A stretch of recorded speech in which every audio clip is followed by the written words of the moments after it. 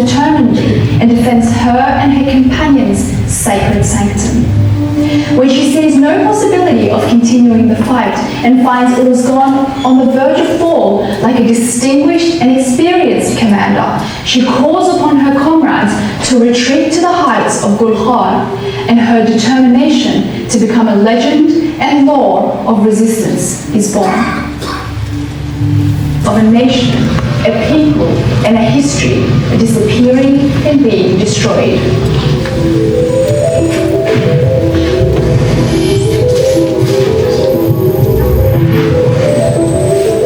In narrating the story of the suppression of Hazaras, Faiz Muhammad Khatib writes, "The supreme leader will destroy the foundation of these infidels so that no trace of them is left in their mountainous homelands, and their properties will be divided amongst the Ghinji and Durrani tribes." He called upon armies and volunteers from all corners of the God-given country of Afghanistan to gather upon the soil of the rebellious Hazara clans in such a way that no one from those misguided clans would be spared or left alive, and concubines and slaves from the said clans would be taken by every person from the Mujahideen tribes of Afghanistan. Amir, who has tasted blood and for whom the thirst for power and monopoly upon the land of Hazaras has turned into a complex, merely shedding the blood of Hazaras will not suffice. So he resorts to ethnic cleansing, and alongside the physical elimination of Hazaras, he puts into practice the policy of historical erasure of these people. Faiz Muhammad Khatib says, 40 armies of the kingdom, 10,000 strong auxiliary cavalry with 100 cannons, 100,000 infantrymen, and 20,000 strong armed non-military cavalry was sent from several directions into the Hazara areas of the country.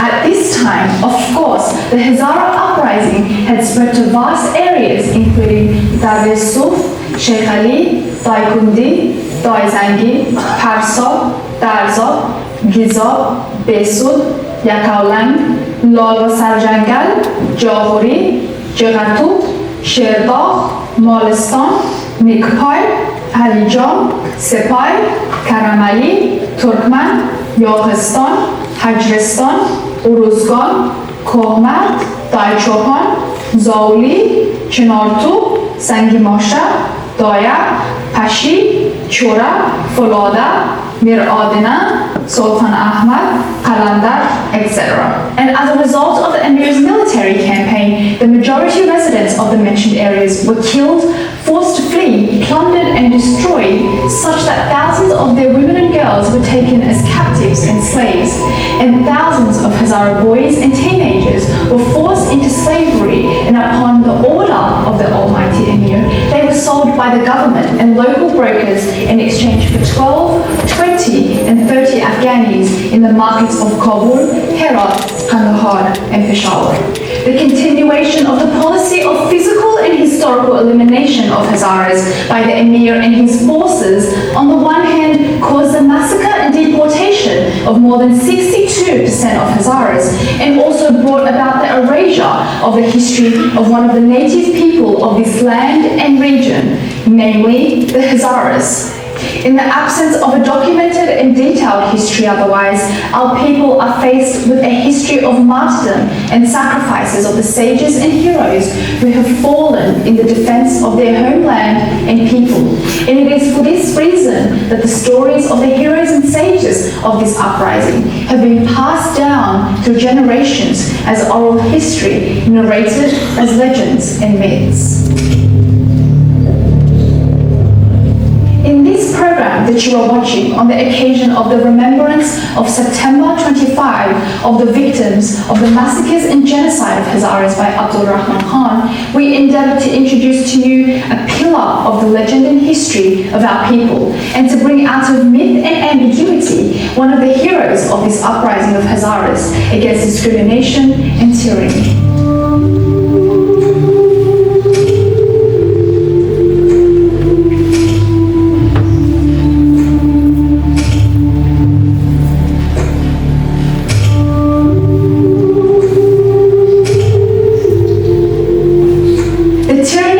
the nation and terror of Abdul Rahman and his bloodthirsty forces in Hazarajat continued, and it is narrated by Faiz Muhammad Khatib.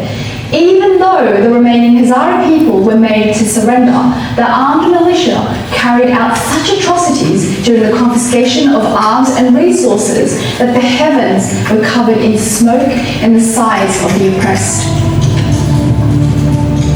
Many people were killed, many women, girls and men were dishonored, and words cannot describe the suffering of those people. For example, they threw cats in the underwear of the women and burned their breasts and vulva so that they would reveal the locations of their weapon.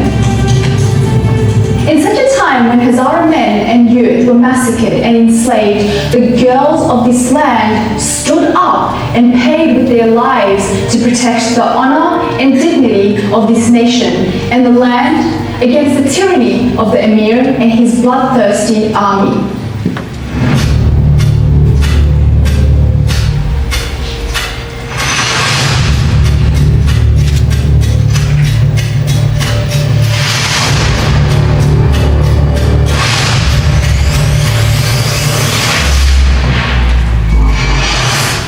Shireen, the sweet desire for independence and freedom.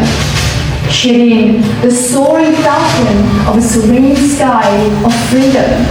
Shireen, the glorious echo of endurance and steadfastness, still resilient and fearless, fighting front to front against wolves in human disguise for 7 whole days. At times, she watched Uruzgan being burnt and destroyed, and at times, she gazed at young girls and her fellow warriors, but she did not stop resisting.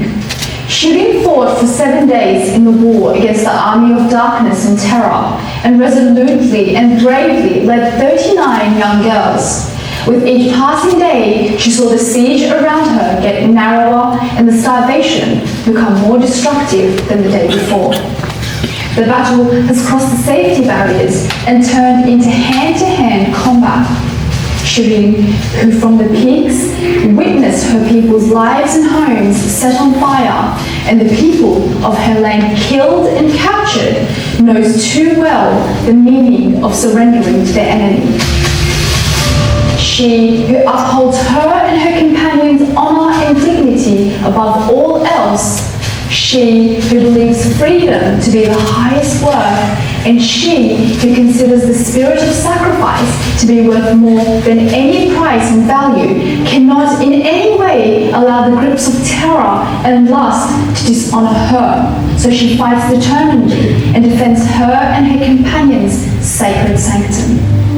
When she sees no possibility of continuing the fight and finds Uruzgan on the verge of fall, like a distinguished and experienced commander, she calls upon her comrades to retreat to the heights of Gulkhar, and her determination to become a legend and law of resistance is born.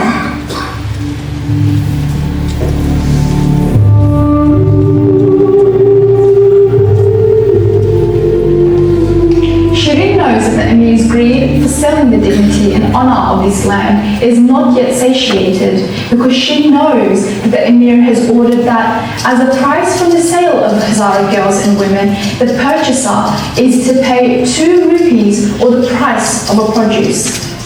Thousands of women and girls were brought and sold through this decree. Yet despite the issuance of the royal order, not a single rupee of the proceeds was recovered in the government's treasury. Faiz Muhammad Khatib in Siraj al-Tawarikh. Having used up their war supplies, Shireen and her comrades continue to resist by pelting the enemy with sticks and stones.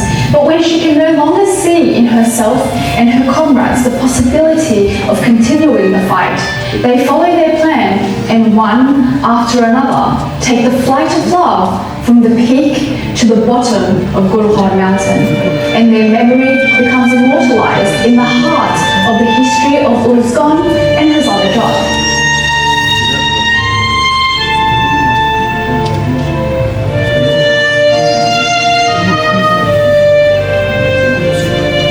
She paid the ultimate sacrifice and forever engraved their memory in the history and the minds of the people of this land.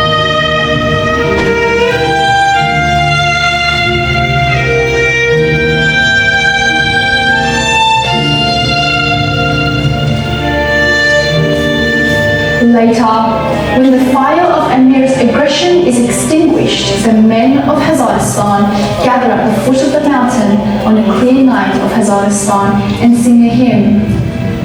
The men and women of Hazaristan name the mountain Mountain of 40 Girls, or Doختران, and mark it as a place of eternal covenant for defense of the honor of the land of Hazaras.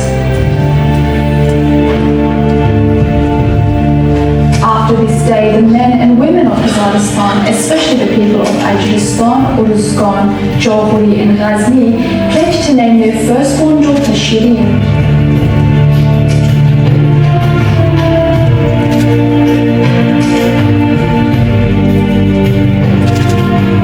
Visit the graves of Shirin and her comrades for their wedding vows, and to feed to their children a taste of the soil where Shirin fell.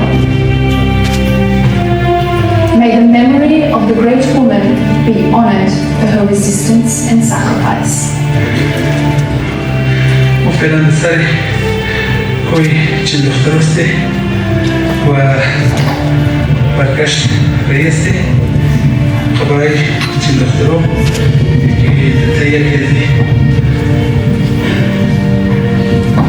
زیر یک تمری باشاسته باشای کو زیر باش کنسته یک مقدار نامید البته یه سکم آمدی یک فاتحه داده این حالی پس موری